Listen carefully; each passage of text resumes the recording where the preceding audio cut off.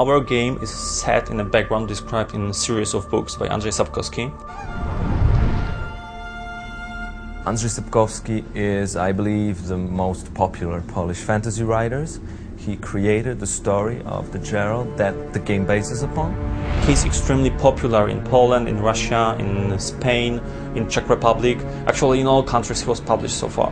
It's not necessary to know this, read these books to play the game, because we're making a game that is self-consistent. Story in the game is a completely new story. It was written by us, it's not based on books. So the story starts like 5 years after those books ends. At the end of those books, Geralt dies. Actually, he departs from this reality, from this world. So it's so mysterious that people who wrote those books are always arguing if Geralt survived or not. So Andrzej Sapkowski told us he survived, and so we can bring him back. Geralt appears at the beginning of the game, and because we wanted the game to be played by people from other countries, Geralt lost his memory. That's why player playing the role of Geralt will be introduced to the world in the same way as the main character.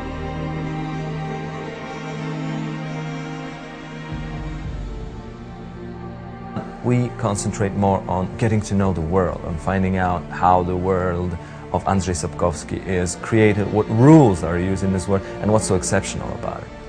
It's about real problems. So while reading those books, you will find problems that are also in newspapers. Headlines of newspapers are about terrorism, about ecology, about emancipation of women. So all those things you will find in those books. So those books are about modern problems and also about modern people, because you can easily understand their motivations. They don't want to save the world by dropping ring into volcano, or they don't want to destroy the world. They just want to have fun, to gain power, to earn money, you know, to drink. So those things we can easily understand. So they are real. Problems are real. Decisions in the game, in this world, are real. What's also important, it aims more for the more mature players, because I know maybe too young players might have difficulties in making these choices easier. It's very real. It's not a good choice and bad choice, but a choice and its consequences. You made a choice and you have to live with it. Because of the decisions that you make and the fact that the consequences you face are prolonged in time, you need to have a clear indication what decision generated what consequences. And that's where we came up with an idea of creating a flashback system.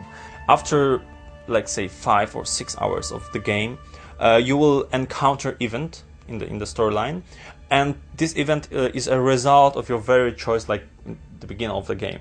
So every time you encounter such event, there is a special flashback cutscene showing you what you did and why this resulted in such event. All this allows us to make a game that can be played and should be played more than once, because there are at least 3 main lines you can follow, and 3 games you can see, three developments of the story. It's fun to play the game multiple times because of the choices you make, because of the different stories you can find out. Those choices build up 3 completely different endings. Those different endings are absolutely completely different situations.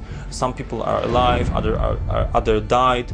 We have different friends, different enemies, but actually we always succeed. We always achieve our final goal. We always finish the game, but it's always different price we pay. This is how we try to tell the story. We wanted to give player as much freedom as he wants to change the story, to have a story as he likes in the game. The Witcher is about to take like 40 to 50 hours to walk throughout the whole game, but that's only through the one path of the game. And since there are multiple paths, you can multiply that. We wanted to create the game based on those books, and at the beginning we just wanted not to spoil the quality of books and make adaptation that is equally good. And I believe we did it, so I can say the game is one of the most innovative, interesting PC role-playing games published so far.